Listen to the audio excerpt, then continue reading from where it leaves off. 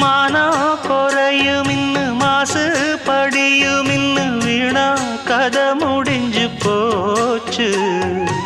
ஈசான மூலையில லேசான பள்ளி சத்தம் மாமன் பேர சொல்லி பேசுது. ஆறாத சோகந்தன்ன தீராம சேர்த்து வச்சு ஊரும் சேர்ந்து என்ன ஏசுது.